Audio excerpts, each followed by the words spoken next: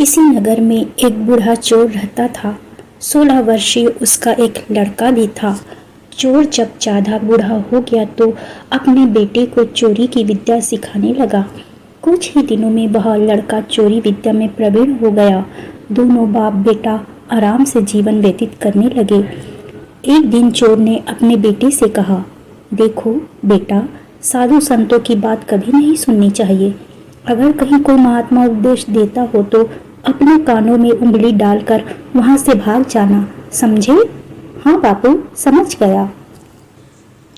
एक दिन लड़के ने सोचा, क्यों न आज राजा के घर पर ही हाथ साफ कर दूं।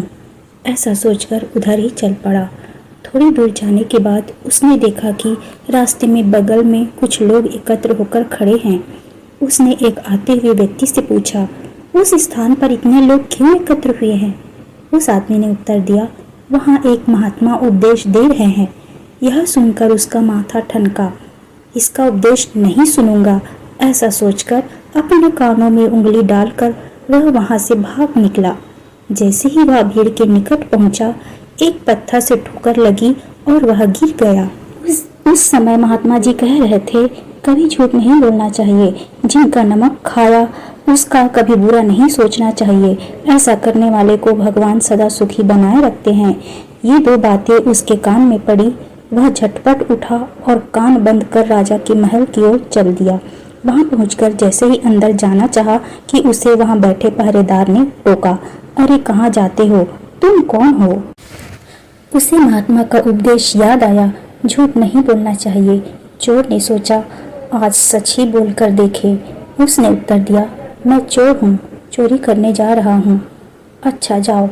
उसने सोचा, राजमहल का नौकर होगा, मजाक कर रहा है। चोर सच बोलकर राजमहल में प्रवेश कर गया। एक कमरे में घुसा। वहाँ ढेर सारा पैसा तथा जेवर देख उसका मन खुशी से भर गया।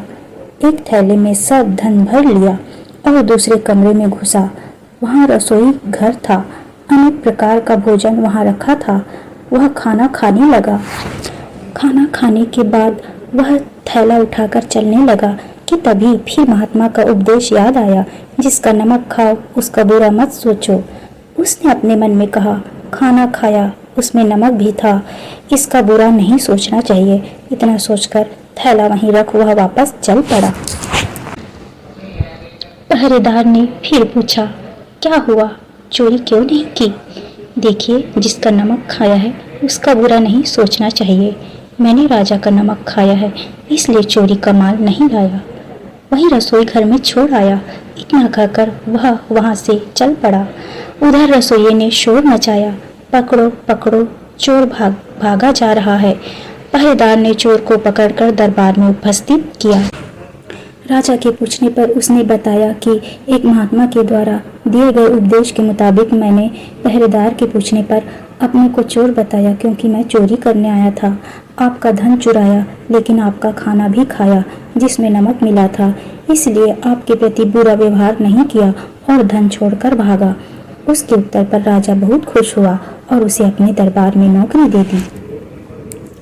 वह 2-4 दिन घर नहीं गया तो उसके बाप को चिंता हुई कि बेटा पकड़ लिया गया। लेकिन 4 दिन के बाद लड़का आया तो बाप अचंभित रह गया अपने बेटे को अच्छे वस्त्रों में देखकर।